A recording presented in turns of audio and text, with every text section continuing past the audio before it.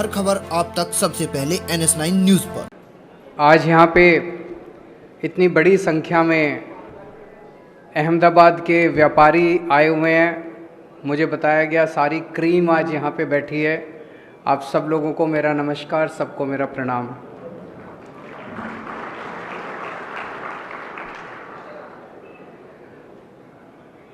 दोस्तों, एक तो मेरी आपसे शुरू करने के पहले निवेदन है कि इन लोगों ने मीडिया को बहुत डरा के रखा हुआ है।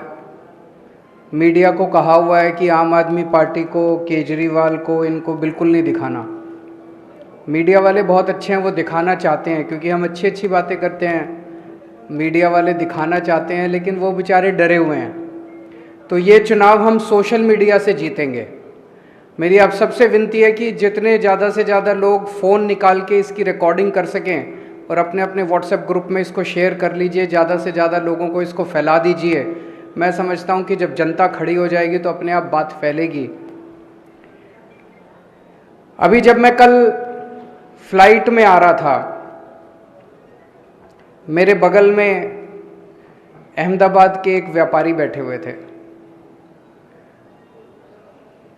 स्टॉक ब्रोकर हैं। मुझे देख के आश्चर्यचकित हो गए। बोले, सर सीएम के बगल में बैठा हूं मैं, मेरे भाग्य खुल गए। फिर बोले कि सर मुझे आपके साथ फोटो लेनी है। मैंने कहा ले लीजिए।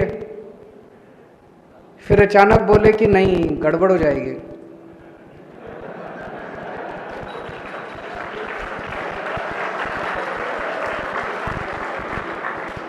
तो मैंने कहा क्या गड़बड़ हो जाएगी? कहते हैं सर आजकल आपके पीछे ईडी और सीबीआई पड़े हुए हैं, अगर फोटो ले ली तो मेरे पीछे भी पड़ जाएंगे। मैंने कहा फोटो शेयर मत करना, अपने मोबाइल में रख लेना।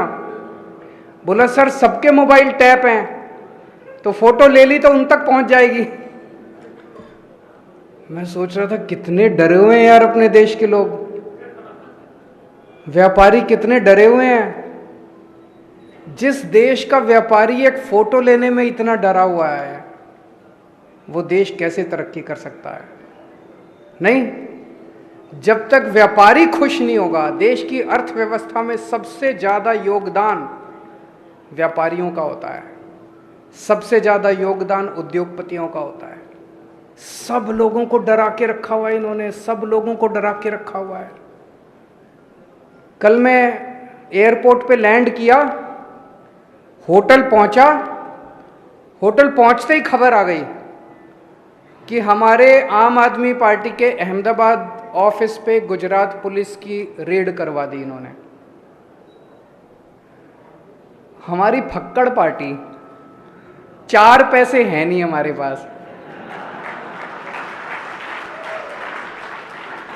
वो 2 घंटे सारे सर्च वर्च करके अपना माथा पकड़ के पुलिस चली गई। बार बार हमारे लोगों से पूछ रही थी पैसा कहाँ है। बोले है ही नहीं सर, तो वो चले गए। आज सुबह अहमदाबाद पुलिस बोलती है कि कोई रेड नहीं हुई। ये बड़ा शानदार है यार। कल रेड करी, 3 पुलिस वाले आए, उन 3 पुलिस वालों ने सारा सर्च वर्च करा, अपना आई कार्ड भी दिखाया, नाम भी पता है हमें पुलिस वालों के। आज कहते हैं कोई उनके पास वारंट नहीं था, कोई सर्च वारंट नहीं था, कोई कागज नहीं था, आए बस रेड करी और चले गए। हमने जब शोर किया कि रेड हो गई, हमारे ऊपर रेड हो गई, तो कहते कोई रेड नहीं हुई। ये बड़ा अच्छा है। बिना कागज के, बिना किसी के भी घर में घुस जाओ, किसी के भी दफ्तर में घुस जाओ, और फिर ये तो आम आदमी पार्टी थी, इनकी हिम्मत नहीं हुई पैसे, नहीं तो किसी से भी पैसे मांग लो, पैसे बोलो इतने पैसे दे, नहीं तो तेरे को पकड़ के ले जाएंगे, और कोई कागज नहीं, कुछ नहीं। ये चल क्या रहा है इस देश के अंदर? ऐसे पुलिस या सरकार चलेगी? आप लोगों से मैं पूछना चाहता हूं, यहां कितने ऐसे लोग हैं जिनके या तो खुद के ऊपर, या रिश्तेदार के ऊपर, या दोस्तों के ऊपर, या जान पहचान वालों के ऊपर, या तो इनकम टैक्स की रेड हुई हो, ईडी की रेड हुई हो, सीबीआई की रेड हुई हो? जरा हाथ खड़ा करके, डरने की जरूरत नहीं है, यहां पे हाथ खड़ा करके बताएं। इतने देश के अंदर ऐसे डरा रखा है इन लोगों ने एजेंसीज के जरिए लोगों को, भ्रष्टाचार रोकने के लिए नहीं, उगाही करने के लिए। जितनी एजेंसीज आती हैं सब उगाही करने के लिए आती हैं। जब तक देश के व्यापारी के मन से डर नहीं निकाला जाएगा, जब तक व्यापारी खुल के व्यापार नहीं कर पाएगा, तब तक देश तरक्की नहीं कर सकता। सबसे पहली चीज ये, आम आदमी पार्टी की सरकार बनेगी, गुजरात के अंदर भयमुक्त वातावरण देना हमारा सबसे पहला काम होगा। अभी जब मैंने पूछा कि कितने लोग ऐसे हैं जिन्होंने जान पहचान वाले या किसी के यहाँ रेड हुई हो, किसी की हाथ उठाने की भी हिम्मत नहीं है कभी कैमरे में कैप्चर ना हो जाए। ऐसा हो ही नहीं सकता कि किसी जान पहचान वाले या किसी के यहाँ इनकम टैक्स की इसकी उसकी रेड ना हुई हो। डर निकालना पड़ेगा, सबसे पहले जनता के मन से डर निकालना पड़ेगा। निडर होकर व्यापार करो। आप निडर होकर व्यापार करोगे, आपका व्यापार बढ़ेगा तो देश तरक्की करेगा। ये मैं दिल से कह रहा हूं। मैं खुद भी एक व्यापारी परिवार से आता हूं। मैं बनिए परिवार से आता हूं, बनिया हूं। तो हमारे दादाजी की तरफ भी, मामा जी की तरफ भी, नाना नानी दादा दादी सारे व्यापार में थे। और मैं जानता हूं कि एक व्यापारी कितनी टेंशन के अंदर 24 घंटे व्यापार करता है। कभी लगता है ये एजेंसी आ जाएगी, कभी वो डिपार्टमेंट आ जाएगा, कभी वो आ जाएगा। सबसे ज़्यादा जीएसटी से दुखी हैं लोग, हैं कि नहीं है? जीएसटी से बहुत दुखी हैं। अभी जैसे बताया इन्होंने, कई मैं सुन रहा था, जैनेन्द्र तन्ना जी ने बताया कंप्लायंस की भी दिक्कत है, रेट्स की भी दिक्कत है। इतना कठिन कर दिया इन लोगों ने, इतना कठिन कर दिया इन लोगों ने जीएसटी को। इतने चार्टर्ड अकाउंटेंट को भी पैसे देने पड़ते हैं, उसके बावजूद भी कहीं ना कोई गड़बड़ हो जाती है। इसको सिंप्लीफाई करने की ज़रूरत है। इसको सिंप्लीफाई करेंगे, हम भी करेंगे, गुजरात के स्तर पे भी करेंगे और केंद्र सरकार के स्तर पे भी आवाज़ उठाएंगे, ताकि और अगर आप गुजरात में सरकार बना दोगे तो हमारे 3 सीएम हो जाएंगे। जब 3 सीएम मिलके केंद्र सरकार में आवाज उठाएंगे तो थोड़ी ताकत ज्यादा होगी। होगी कि नहीं होगी? हमारी सुनवाई भी ज्यादा होगी, हमारी सुनवाई भी ज्यादा होगी। तो ये जीएसटी को ठीक करने की जरूरत है, बहुत बड़े स्तर पे जीएसटी को ठीक कर, कंप्लायंस भी ठीक करने की जरूरत है, रेट्स भी ठीक करने की जरूरत है। अभी भाई साहब ने प्रश्न पूछा, तन्ना जी ने भी और उनके बगल में जो बैठे हैं उन्होंने भी, कि सुप्रीम कोर्ट का एक ऑर्डर आया है। सुप्रीम कोर्ट का ऑर्डर ये कहता है कि जीएसटी काउंसिल के अंदर जो निर्णय लिए जाते हैं वो बाध्य नहीं है राज्य सरकारों के ऊपर। ये बहुत बड़ी अपॉर्चुनिटी देता है, बहुत बड़ा अवसर पैदा करता है। अभी फ्रैंकली हमने इस ऑर्डर को अच्छे से स्टडी नहीं किया। इसके बहुत वाइड इम्प्लीकेशंस हैं, कॉन्स्टिट्यूशनल इम्प्लीकेशंस हैं, लीगल इम्प्लीकेशंस हैं, एडमिनिस्ट्रेटिव इम्प्लीकेशंस हैं। इसको हम स्टडी करेंगे। अगर अपॉर्चुनिटी खुलती है, मैं आज गुजरात के सभी व्यापारियों को आश्वासन दे के जाना चाहता हूं, आपके साथ बैठेंगे, जैसे आप कहेंगे जीएसटी की रिजीम गुजरात के अंदर वैसी ही होगी जैसा व्यापारी चाहेंगे, ना कि वैसी होगी जैसा एक्सटॉर्शन के हिसाब से।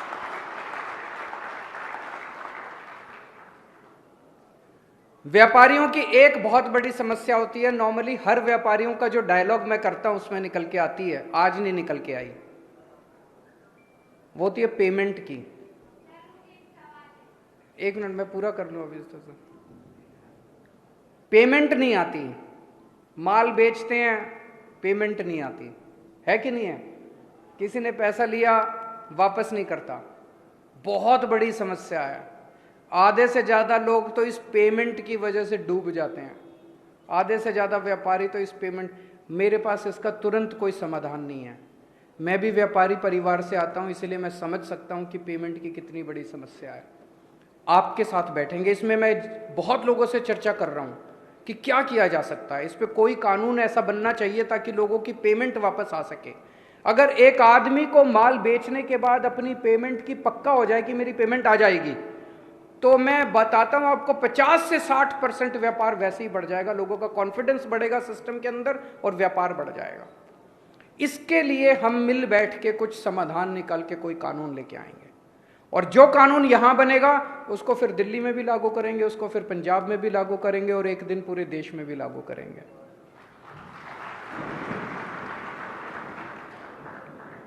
एक वैट के और जीएसटी के बहुत सारे पुराने रिफंड पेंडिंग हैं। ये सरकारें जानबूझ के रखती हैं, जब सरकार का खर्चा नहीं चल रहा होता तो रिफंड रोक लेती हैं, और व्यापारी के पास बेचारे का कैश फ्लो रुक जाता है, और कैश फ्लो एक व्यापारी की जान होता है। तो हमारी सरकार बनेगी 6 महीने के अंदर जितने आपके पुराने रिफंड है सारे रिफंड आपको 6 महीने के अंदर, वैट के भी और जीएसटी के भी। वैट के पुराने बहुत सारे मामले चल रहे हैं, वैट तो खत्म हुए कितने साल हो गए, लेकिन पुराने केस पे केस चल। तो आपके साथ बैठ के एक वैट एमनेस्टी स्कीम लेके आएंगे ताकि सारे पुराने केसेस को खत्म किया जा सके। जो लेना देना है सरकार का बनता है वो सारा आप दें, और ताकि आप लोगों को केसेस से, झंझट से मुक्ति मिले। एक चीज जो केवल आम आदमी पार्टी कर सकती है वो है भ्रष्टाचार मुक्त प्रशासन।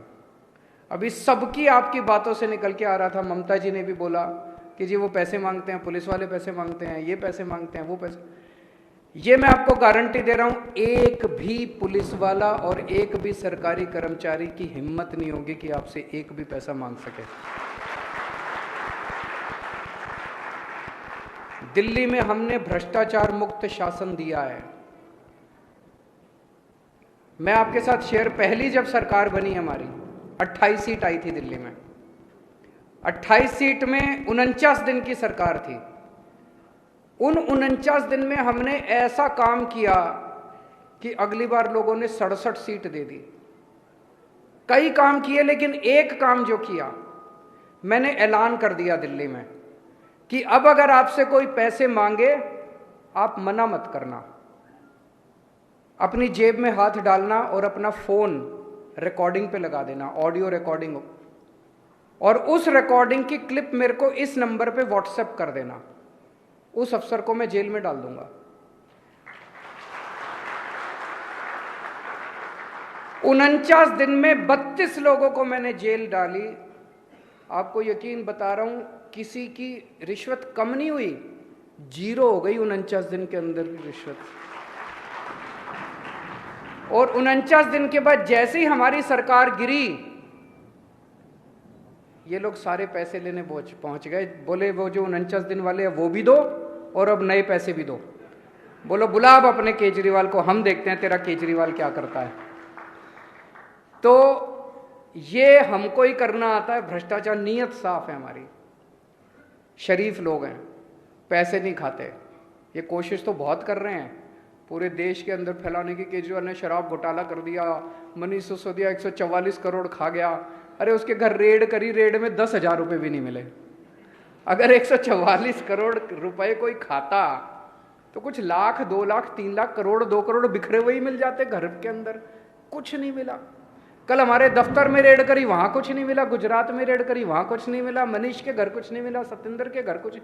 ऐसे ही फेंकते रहते हैं, कीचड़ फेंकते रहते हैं, पर जनता देख रही है। तो एक तो भ्रष्टाचार मुक्त शासन देंगे, रेड सारी बंद कर देंगे, जितनी रेड होती हैं, ये जीएसटी के रेड, फलानी रेड, ढिमकी रेड। दिल्ली में कोई रेड नहीं होती। जब हमारी सरकार बनी थी दिल्ली में सारी रेड बंद कर दी।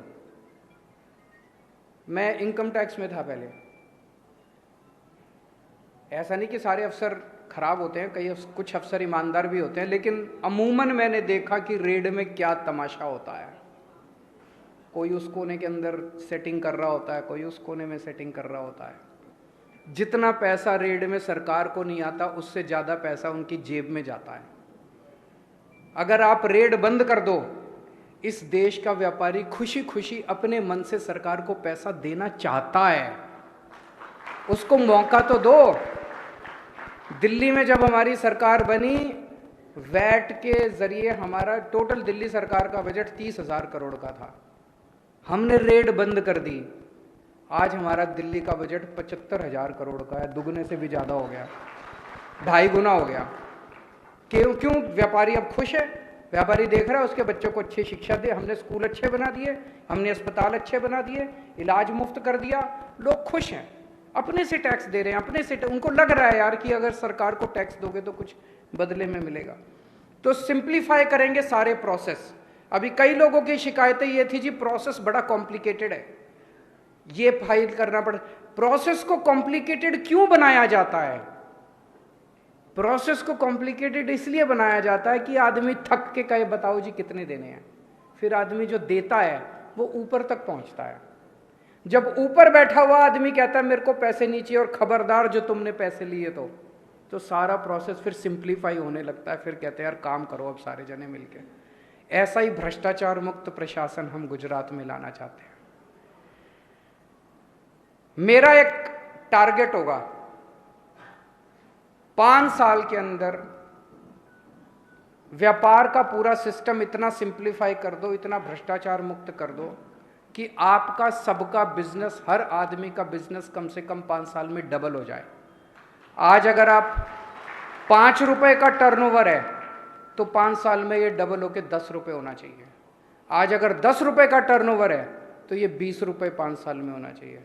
और 20 पोटेंशियल है अपने देश के अंदर, बिजनेस बढ़ सकता है, बहुत तेजी से बढ़ सकता है।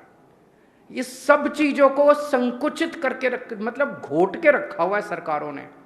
ऐसा है जैसे गला घोट देते हैं ना किसी आदमी का, ऐसे व्यापार और उद्योग को इस देश के अंदर घोट के रखा हुआ है।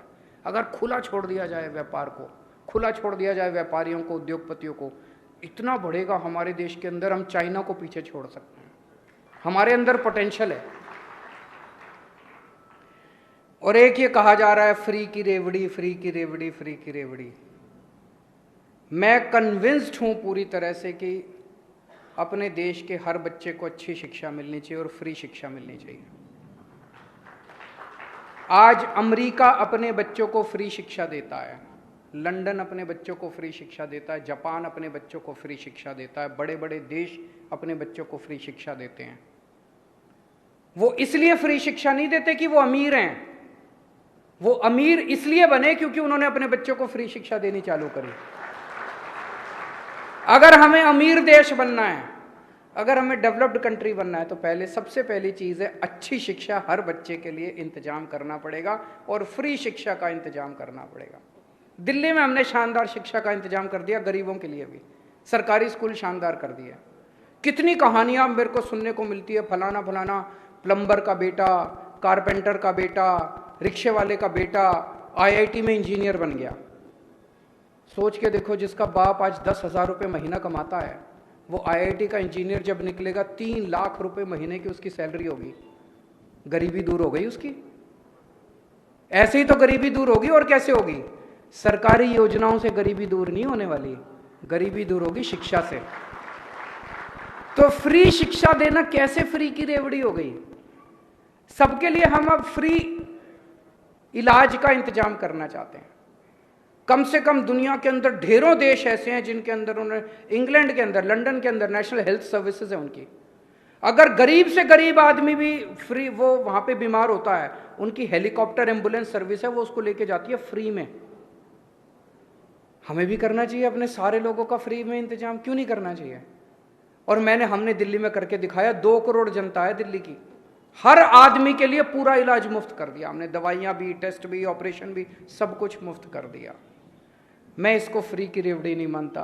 मुझे लगता है राष्ट्र निर्माण के लिए शिक्षा और स्वास्थ्य एक ऐसी चीज है जो सबके लिए हमें फ्री का इंतजाम, फिर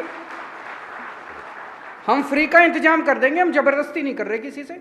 किसी ने अपने बच्चे को प्राइवेट स्कूल में पढ़ाना पढ़ा ले, किसी ने प्राइवेट अस्पताल में इलाज कराना करा ले, पैसे दे के करा ले, लेकिन अच्छा शिक्षा, अच्छा इलाज सबके लिए फ्री में अवेलेबल होगा। जिसने लेना है ले, जिसने नहीं लेना है ना ले। मैं समझ सकता हूं कि आज माहौल इतना ज्यादा खराब है कि बहुत लोग, जैसे मैंने बताया, मेरे बगल में जो बैठा था वो बोला जी फोटो ले ली, उनको पता चल गया। तो आप में से बहुत सारे व्यापारी हैं, और व्यापारी बेचारा हमेशा डरा रहता है, इस सरकार से भी, उस सरकार से भी, इस डिपार्टमेंट से भी, उस डिपार्टमेंट से भी। मैं आप में से किसी को नहीं कहूँगा कि खुल के आओ सामने। जो आ सकते हैं आओ, जो नहीं आ सकते मत आओ खुल के। लेकिन एक बार परिवर्तन तो कर दो यार, बदल तो दो इस बार। बदलाव तो 27 साल के बाद तो बहुत ज़्यादा हो जाता है, फिर तो अहंकार आ जाता है, कोई सुनता ही नहीं है। फिर तो एक बार बदलाव मांगता है, अंदर खाने काम करो। जो आए कान में बोल दो सबके, इस बार झाड़ो, इस बार झाड़ो, इस बार झाड़ो, इस बार, सबके कान में बोलते जाओ, वर्ड ऑफ माउथ। और व्यापारी जानता है जो कस्टमर आए उसी को बोलते झाड़ू। जो कस्टमर है उसी को व्हाट्सएप पे बोल दो झाड़ू, खुल के मत आओ, लेकिन अंदर खाने झाड़ू झाड़ू झाड़ू झाड़ू। इनको सबसे ज्यादा गुमान है कि अहमदाबाद बीजेपी का गढ़ है। पहले कहते थे गुजरात गढ़ है, अब गुजरात तो कहना छोड़ दिया, इनको लग रहा है कि अब गुजरात तो जा रहा है, कहते हैं अहमदाबाद गढ़ है। कितनी सीट है अहमदाबाद में? 16 सीट है शहर में। अब आप लोगों की जिम्मेदारी है 16 में से एक भी सीट अब इनके जिम्मे नहीं जानी चाहिए। दिल्ली के लोगों ने 70 में से 62 सीट दी थी, पहले 67 सीट दी थी। पंजाब के लोगों ने 117 में से 92 सीट दी। आप 182 में से कितनी दोगे? रिकॉर्ड तोड़ना है आपको दिल्ली का और पंजाब का। भारत माता की। हर खबर आप तक सबसे पहले NS9 न्यूज पर।